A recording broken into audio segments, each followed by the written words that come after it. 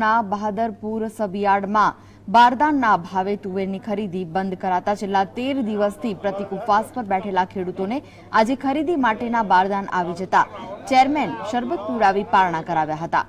બહાદરપુર સબયાર્ડમાં માત્ર 30% જેટલી જ તુવેરની ખરીદી કરવામાં આવી હતી અને ત્યારબાદ ટાર્ગેટ પૂર્ણ થઈ જતા બારદાન ખલાસ થઈ જવાનું જણાવી ખરીદી બંધ કરી દેવાઈ હતી, જેના પગલે રોષે ભરાયેલા પંથકના ખેડૂતોએ તુવેરના જથ્થા સાથે યાર્ડમાં ડેરો જમાવી પ્રતિક ઉપવાસ શરૂ કર્યા હતા। જે માગણી અમારી પૂર્ણ કરી છે એમને અમારા વિસ્તારની જેટલી પણ બાકી હતી એ તુવેરો એમને ખરીદવાની ખાતરી આપી હતી અને એના ભાગરૂપે 4 દિવસ પહેલા મંજૂરી પણ આવી ગઈ છે અને બારદાનને લીધે ખરીદી